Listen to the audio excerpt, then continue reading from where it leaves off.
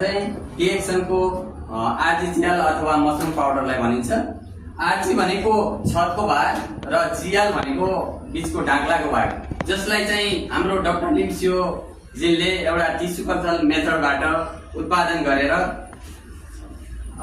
RG छतको भागलाई तपाईको यो पाउडर अलग अलग छ।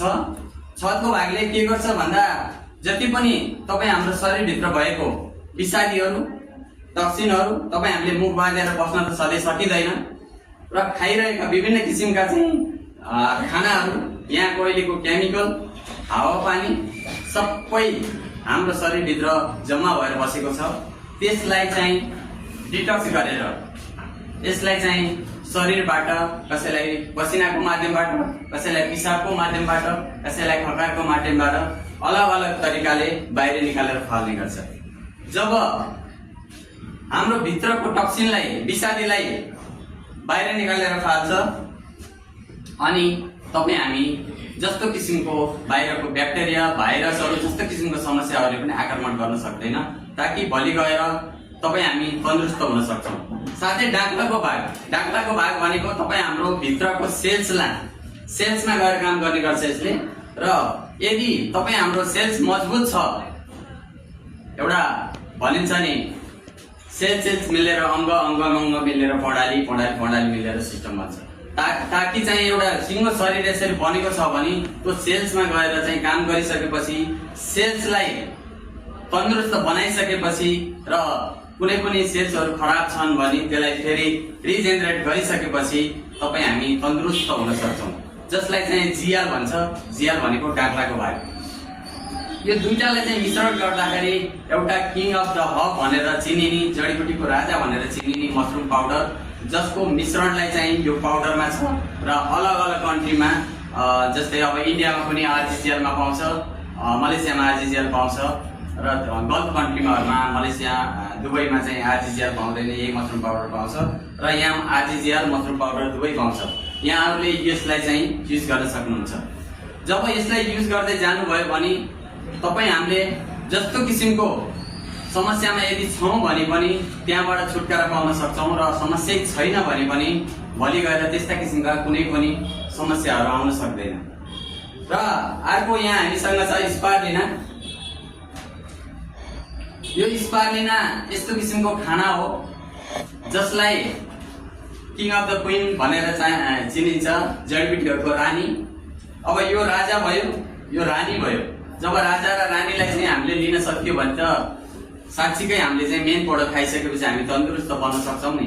धेरै सरहरूले चाहिँ भनिसक्नु भएको छ यसको बारेमा, र पनि मैले चाहिँ आफूले चाहिँ युज गराए अनुसार मैले के भन्न चाहन्छु भन्दा, यदि तपाई हाम्रो बच्चाहरूदेखि लिएर वृद्धसम्म कसैलाई पनि न्युट्रिसनको कमी छ, हैन, कुनै पनि पोषक तत्त्वको कमी छ, राम्रोसँग चाहिँ सप्रिनु भएको छैन, खानाको राम्रोसँग चाहिँ उहाँले आहार खान सक्नु भएको छैन भने यदि दिनको धेरै भन्दिनँ मैले, र पनि दिनको 6वटा ट्याब्लेट, बिहान 3टा साँझ 3टा पनि खाइयो भने हामी त्यस्तो किसिमको चाहिँ न्युट्रिसनहरू एउटा चाहिँ प्राप्त गर्न सक्छौं, जो कि एकदमै मेडिसिनल भ्यालु भएका चाहिँ खानाहरू नि, जसको सेवनले तपाई हामीलाई तन्दुरुस्त बनाउन मद्दत गर्छ।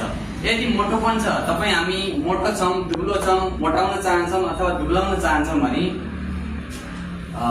हामीलाई ठुल्ठुलो डाक्टरहरूले, म डाक्टर त होइन र पनि मैले आफूले जानेको कुरा र सिकेको कुरा कसरी सेयर गर्न चाहन्छु भन्दा, ठुल्ठुलो डाक्टरहरूले चाहिँ हामीलाई सल्लाह दिए अनुसार यदि तपाई हाम्रो शरीरमा मोटाउनु भनेको अलिकति शरीरको लागि चाहिँ रोगहरू चाहिँ जम्मा गर्दै जानु हो।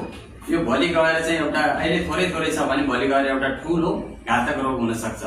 यदि मोटो हुनुहुन्छ भने हजुरले यसलाई चाहिँ कसरी खाने कतिपयले चाहिँ थाहा पाउनु भएको छ, यदि थाहा छैन भने पनि यदि मोटो हुनुहुन्छ भने खाना खानुभन्दा पहिला खाने, हैन। यदि दुब्लो हुनुहुन्छ, मोटाउन चाहनुहुन्छ भने खाना खाइसकेपछि खाने, जसले गर्दाखेरि तपाई हाम्रो शरीरमा गएर यसले काम गर्छ।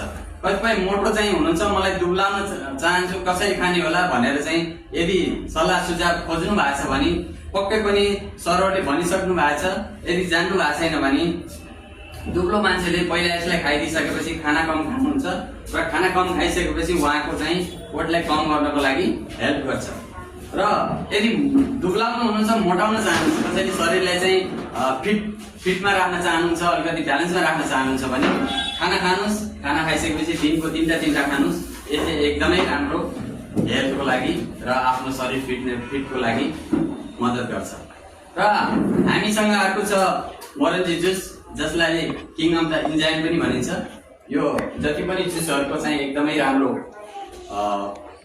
इन्जाइमको चाहिँ